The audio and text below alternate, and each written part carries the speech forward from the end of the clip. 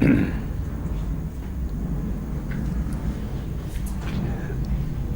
now, continuous parting from the four attachments.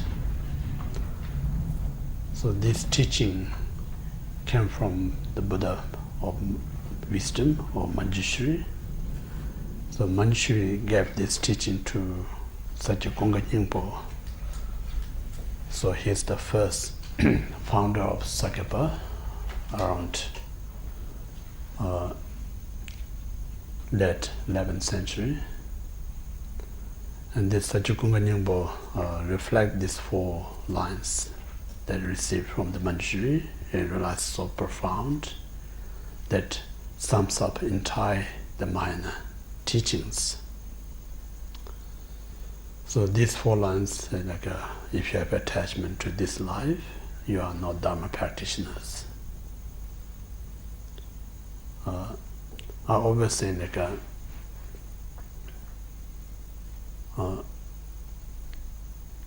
attachment is form of desire mind. The desire mind is a suffering nature. So Dharma is not the cause to deal with the desire mind which brings you suffering, rather to free you from suffering. So in this way, if you so much attach this life alone kind of gain, then based on that you make an offering, sitting long hours of meditation, doing 3 years retreat, Then and you say, I've done 3 years retreat, I can come out the world to teach. It's kind of what you call become like a certificate. Then there's not the Dharma. Even you really kind of put lots of effort to study, contemplate, meditate. So in this way, if you have attachment to this life, whether you study or contemplate or meditate, then it's no Dharma. And then second one, if you have attachment to samsara, means like I'm doing this practice, so next life I'm going to have a much better life. So still you're doing practice to be reborn in a better rebirth, then what called detach the samsara. So if you have attachment to samsara, based on whatever you practice Dharma, it's not a renunciation. If you have attachment to samsara, you do not have a renunciation. So renunciation is a combination, I think, wisdom and antidote to things. Wisdom, what means like renunciation means like when we talk about samsara, what we're talking really referring is like a delusion and karma. Delusion, karma is a samsara, but both the delusion and karma is the aspect of the mind. Nothing is a separate aspect of the mind. So what aspect of the mind is we call the conventional obscuration or deluded aspect of the mind. So these were deluded aspect of the mind.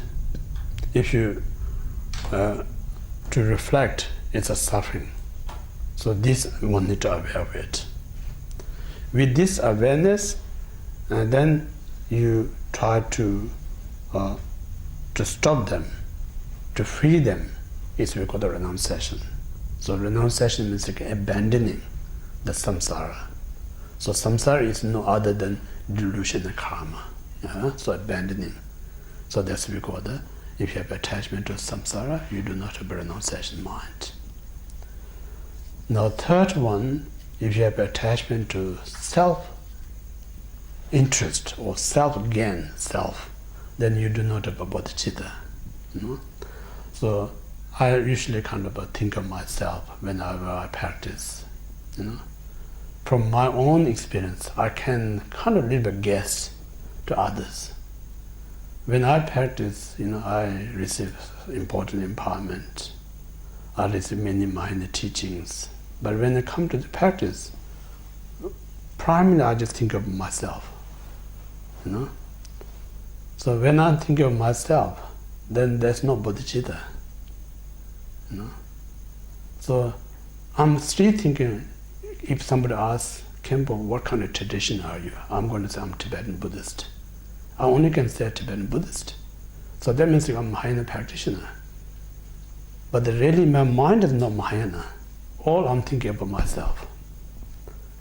So this I can also guess my kind of sometime in the Western world, as well as in the Eastern world. You know, lots of people say I'm Mahayana practitioner, I'm Vajrayana practitioner. But just I'm always saying like you study some kind of Mahayana philosophy, or you receive some kind of Vajrayana empowerment. That's not going to be Mahayana or Vajrayana. You know, Vajrayana, Mahayana going to be your motivation that really want to attain Buddhahood, like sentient beings. I think someone who has a genuine that kind of commitment, I think it's very rare. So in that aspect, as a Mahayana kind of wearing the mask, the reality we all Theravada. You know? Most of us are say Theravada. Even we have a Theravada is still good enough. I'm not sure still we are Theravada. Most we think about this life. Even we know Theravada. You know? I'm not disrespecting Theravada because Theravada is tremendous. Compared to the Mahayana, it's a lesser vehicle because the goal is one's own liberation. But compared to samsara, nothing to comparable. Theravada is a tremendous advanced path. What they can achieve is extraordinary things. So in this way, this teaching is really cuts where you belong when you practice. You know, it's not right to ask someone else, "What do you think my practice?" They can't tell you. You know? So they only can tell you if you say, "I went to retreat 1 week," or "You're great," or "You've been in a busy world doing nothing," that's you're worse. But the reality of a person in a world doing no retreat, maybe he or she doing the right things, helping sentient beings. Who in the retreat doing nothing, be lazy. You know, you never know. Physically cannot judge. You know. So we so much judge with the, you know, if you're in a cab retreat, you know, you are great. If you're in a samsara, you're not so important. So the place, so only person who knows is yourself. I think that's the reason Chekawa Ishidoji 7-point mind training said there is true witness. The first is like people can judge you what you're doing, but when people judge you, very easy to deceive. You just pretend, you know. They can think you are great, but they can't tell your mind. So most important witness is yourself. You know whether you're doing the right or wrong, honest or dishonest. So you should use yourself as a witness rather than asking someone else, "What do you think about my practice?" You should ask yourself whether I'm doing. Because if you ask yourself, how do you know whether you're doing the right or not? You're not going to understand if you don't study the Dharma, you know, like parting from poor attachment, or if you don't study Sutrayana or Vajrayana. If you don't have any knowledge, even you can't answer yourself. So this reason is so important, have this philosophical knowledge. So this knowledge is like eyes, you know. When you travel, you know, the two things are very important. Eyes to see the path, the foot that walk to get the destinations. So eyes is like a study, and then walking your feet or foot, plural. English is so complicated, singular, plural. Foot or feet? Feet, yeah? Feet to walk, you know, it's a practice. So it means like if there's no eyes, you can't walk the right destination, you're going to fall over. Or you have eyes, but there's no food, you can't get anywhere. So you need both. So that's the reason because the study and practice need to be together, then you can get the destination. You know? So in this way, one need to study. So study is something that Buddha taught. One should study something that Buddha taught and the great Indian master taught. So when you have a certain knowledge, So this knowledge is a reference, can ask whether I'm doing the right practice or not. Then that knowledge can really tell you whether you're doing the right or not, how much, how often I need to accurate, yeah, all these things. So this we talk about the third one. If you have attachment to your own purpose, you do not have a bodhicitta mind. So that means like when you do mindfulness practice, think about, I'm doing this to my own benefit. You know, if I'm doing my own benefit, then think about this benefit for this life or next life, or this doing it to my own liberation, or I'm doing this to attain Buddhahood. You have to check three things. If you're doing this for sake of this life and the next life, you're still not in what called the Dharma path. You are in the virtuous path. Because Dharma path means the path that leads you either your own liberation or attain enlightenment. If you're not in that path, you're not even know Dharma. You're in a virtuous state. So I always differentiate virtuous, Dharma is vast differences. Virtuous means like the action or cause that creating you some kind of happiness, but not guarantee it liberates you. But the Dharma means like a wisdom. You know, wisdom, what we refer is like understand the nature of the self, nature of the phenomena. Lack of understanding nature of the self phenomena, nothing liberations exist. You know? So in this way, we have to check. What I'm saying is like whenever we practice Dharma or virtues, it's a combined with the virtues and the wisdom together or not. We have to check it. If it's a virtues without the wisdom, that virtue is not going to lead you neither one's own liberation nor full enlightenment. But when you practice the virtues with the wisdom, then wisdom is depends you realizing the nature of the self or nature of the entire phenomena. If you realize the nature of the self, then that leads you one's own liberations. Or if your realization is to entire phenomena, that leads to Buddhahood. So all this way, one needs to really have knowledge to kind of knows what kind of path you are in. You know, if you're not aware of which path you're in, then how do you know I'm going to get that as destinations? You know, so every destination you want to reach, you need to know the path to get there.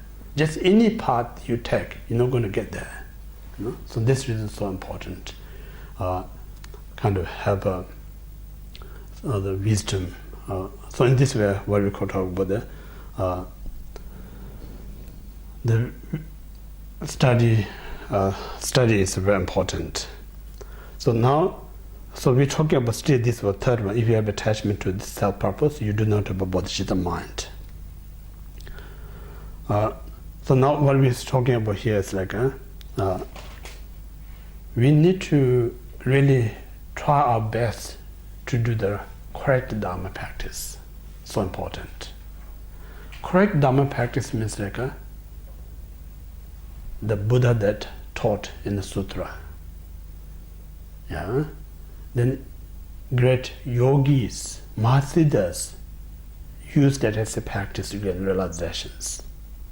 And all the Pandits, scholars, translate from Sanskrit to the Tibetan. So these are the valid texts. You know? So these texts explains you correct Dharma. So if you practice the correct Dharma, that brings you correct realization. With this correct realization brings you perfect, what you call the other one's own liberation or full enlightenment. So that's so important. So to do this one, we need a few requirements.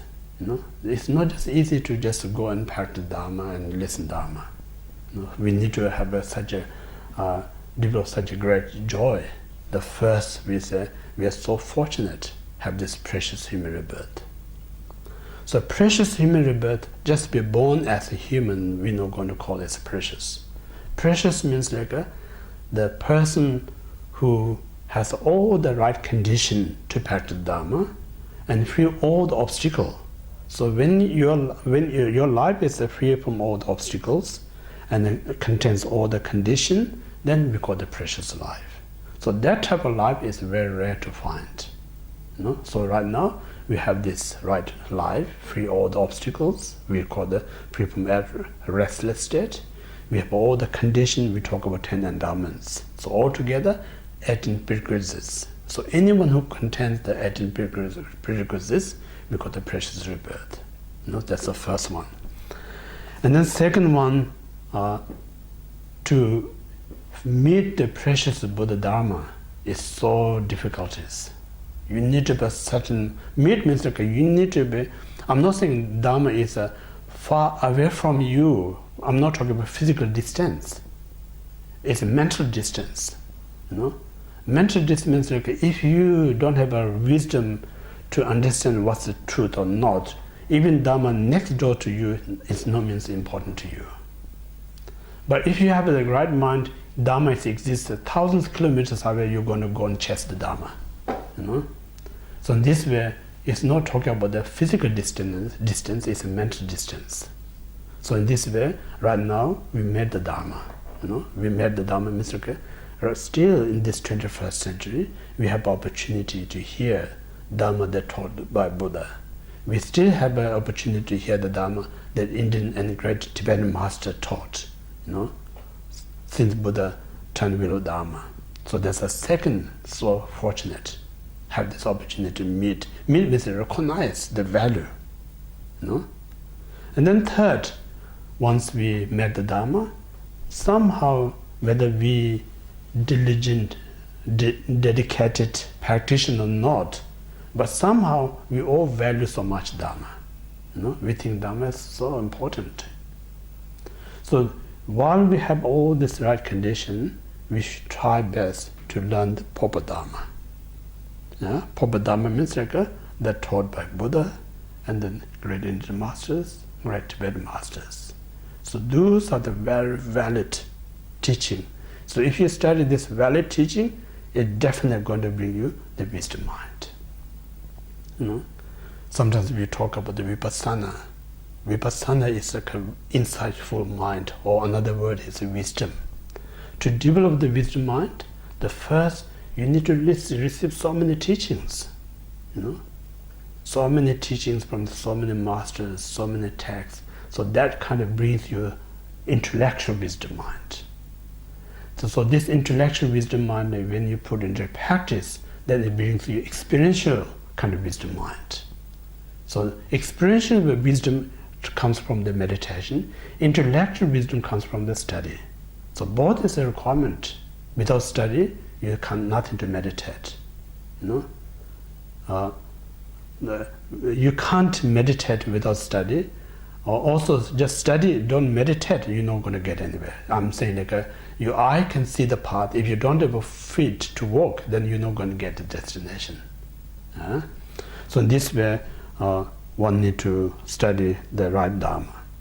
So then within the right Dharma, of course, there's so many Buddha. Sometimes we talk about, say, Sutrayana point of view, 84,000 discourses. And then also you may say like or Tipitaka.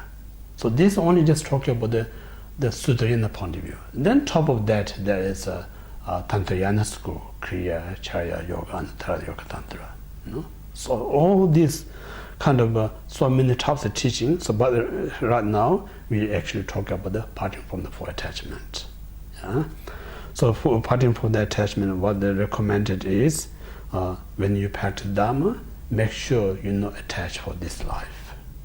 You should try your best not to attach this for this life. And then second is when you practice Dharma, make sure you're not attached for this samsara. Then third, make sure you're not attached for self-gain or self-purpose. And then third, when you practice Dharma, don't attach to anything as a real existent. So reason is saying like, this life is what you really look into like what we call the bubble. It can blast anything, anytime. So just think about if you look on samsara, they put in so much effort to build this physical identity.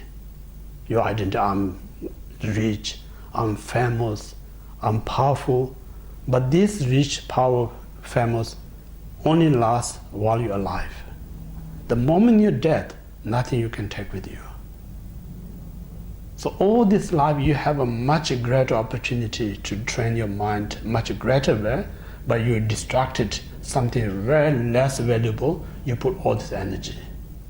Then once your death comes, nothing you take with you. So only can take with you is like a karma that you committed. So this reason it's not worthy too much attached for this life. Life is like a bubble. Anytime can be blast. Yeah? And then second one is no point to attach to samsara. Samsara is like a, it's kind of poison fruit. While you tasting, indulging, tasty, yummy, but the long run it makes you sick, even kill you. Nowadays, how many they put chemical in the food make it so tasty? We so enjoy it, but and this food is killing us, So in this way, samsara is a short time, it appears so kind of entertaining you, or giving you so much sweet enjoyment, but the long run, it's killing us. So in this way, one need to recognize we should not be deceived by the samsaric kind of what I call the manifestation. That's all kind of. These are kind of. I'm saying samsara is like the ruthless politician. Act you in front of you so helpful, but actually it harms you. Samsara is like that. Nothing differences. So one must be smart. So when we say, one hand we say, oh, we are so fortunate living in a democratic society. But if you live in a democratic society, you need to be smart. If you not be smart yourself, then it's no point to say I'm living in a democratic society. Someone misuse you. So in this way, it's so important. We must.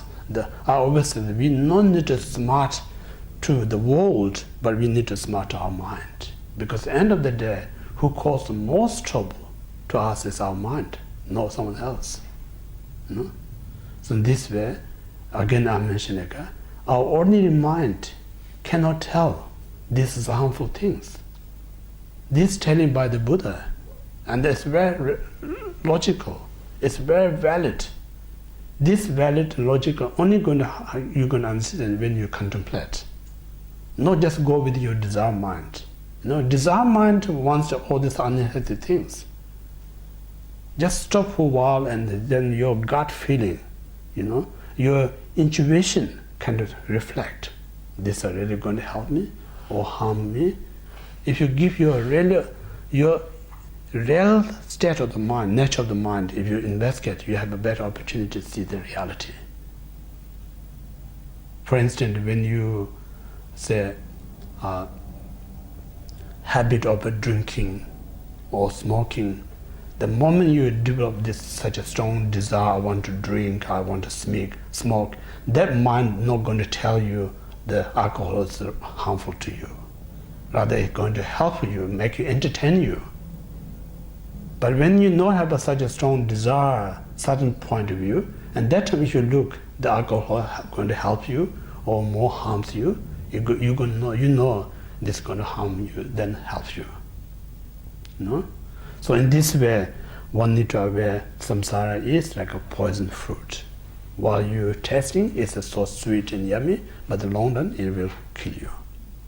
So in this way, we should renounce it. Yeah? I think we all know, very hard to renounce samsara, because the samsara tastes like a chocolate. Ice cream, especially in summertime, very hard to. But then if you eat too much ice cream, we all know the consequences. Last week I mentioned, we human kind of we're supposed to should remember the harmful what we're eating. We forget things. We always remember the sweet taste. So if you just remember that, then you just enjoy it, then it causes harm and later on. So that's the second one. And then third one, if your attachment to your own purpose, it's like almost like you kind of bring or bright, or what do you call that? Bring up your enemy. No, there is a saying. I'm not sure what's the name of the bird. One bird that kills other birds. What do you call? In Tibetan we call the ta. One kind of bird, ta, that kills another bird. So this ta lay eggs in another nest, and then this mother just kind of hatch the egg. Then gradually they hatch and the chick grow up. This chick eat the mother. You know, that's one bird. So same like attachment to oneself is like you look after your enemy. You know, so just think about it from beginningless up to today.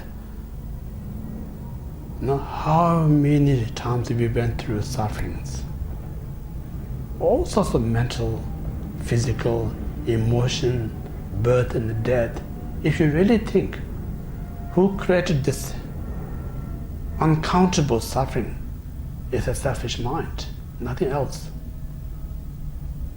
Right now, in this life, just think about how many of us going through so many stress. You know, mentally, emotionally, physically. You may say the job, family, all sorts of things, but the reality is your mind, nothing else. Yourself, attached to yourself. So more you kind to yourself, it more harms you. You know? So almost like we look after our own enemy that cause us harm. So at the same time, again, you need to be careful. I'm not saying like we should be negative to yourself. That's not the right way. But recognize attachment to oneself, it causes more trouble. More you attach to yourself, that person has more trouble than others. You know? The person who has more love and charity to others, that person mentally, physically, they have less trouble. You know? Just even our own kind of look into, say, family kind of environment, community environment, job environment. Sometimes we talk about one is such a strong personality, very hard to get along with others. We talk about these things. You know?